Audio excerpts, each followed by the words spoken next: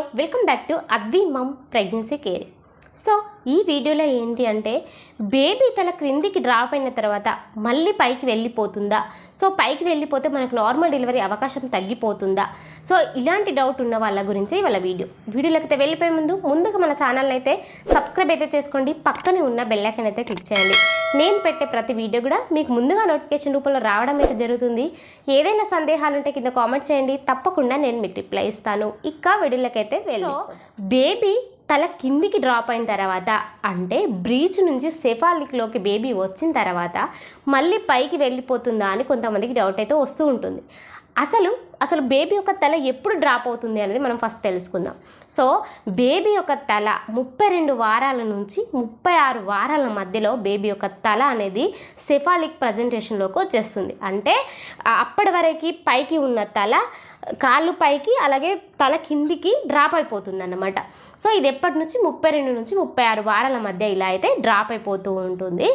So ఆ తర్వాత 37 వారాల తర్వాత అంటే 37 వారాలు అంటే 9 నెలలు పడినాక, సో 9 నెలలు పడినాక బేబీ యొక్క తల సెఫాలిక్ ప్రజెంటేషన్లోకి వచ్చి సో పెల్విక్ క్యావిటీలో తల అనేది ఫిక్స్ అయిపోతుంది అన్నమాట. సో మనకి ఎప్పుడు కూడా తల అనేది పెల్విక్ క్యావిటీలో ఫిక్స్ అయింది అంటే సో మనకి నార్మల్ డెలివరీ అవకాశం చాలా ఎక్కువగా ఉంది అని అర్థం అన్నమాట. ఇక పైకి వెళ్ళదు. సో పెల్విక్ క్యావిటీలో తల ఫిక్స్ అయింది అంటే ఇక మనకి పైకి వెళ్ళే ఛాన్సెస్ ఉండదు.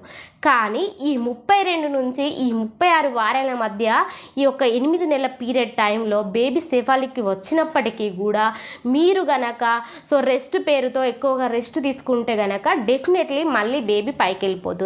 అంటే అందుకనే మనకి 8 నెలలు పడిన నుంచి కూడా మనం ఎక్కువగా ఎక్సర్సైజులు చేయడం కానీ, ఇంట్లో పనులు చేయడం కానీ, సో వాకింగ్ చేయడం కానీ, కొన్ని బరువులు మోయడం కానీ చేయాలి. సో బరువులు అలా మోస్తే ఏంటంటే మనకి సర్విక్స్ ఓపెన్ అవుతుంది, బేబీ జారి ఈ పెల్విక్ క్యావిటీలో ఫిక్స్ అవుతుంది.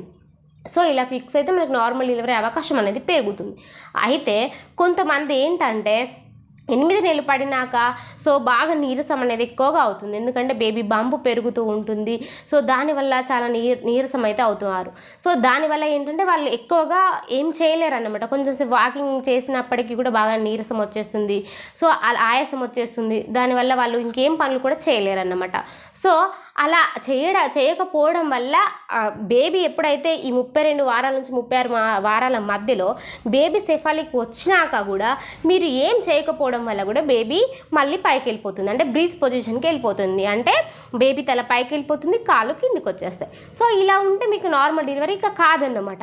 అందుకనే మీరు 8 నెలలు పడినాక డెఫినెట్లీ ఇంకా మీరు ఈ సెకండ్ ట్రైమిస్టర్లో చేసిన వర్కౌట్స్ కంటే కూడా ఇప్పుడు ఎక్కువగా చేయాలన్నమాట. అంటే మీరు అంతకుముందు ఏమేమి ఎక్సర్సైజులు చేశారో, ఎలాంటి పనులు చేశారో దానికంటే కొంచెం ఎక్కువనే ఇప్పుడు 8-9 నెలల్లో చేయాలి. అప్పుడే మీకు నార్మల్ డెలివరీ అవకాశం అనేది ఎక్కువగా ఉంటుంది.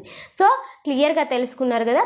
సో బేబీ యొక్క తల 32 నుంచి 36 వారాల మధ్య కిందికి వచ్చినప్పుడు మీరు గనక ఎలాంటి పనులు చేయకపోతే మళ్ళీ పైకి వెళ్ళిపోయే ఛాన్సెస్ ఉంటుంది.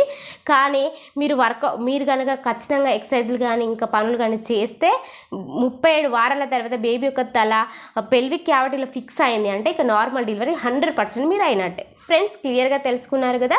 సో బేబీ యొక్క తల కిందికి డ్రాప్ అయినాక మళ్ళీ పైకి వెళ్ళిపోతుందా అని. సో ఇక మరొక వీడియోలో నేను మీ ముందుంటాను. ఈ వీడియో కనుక మీకు నచ్చితే లైక్ చేయండి, షేర్ చేయండి, మన ఛానల్ అయితే సపోర్ట్ చేయండి. Thank you so much.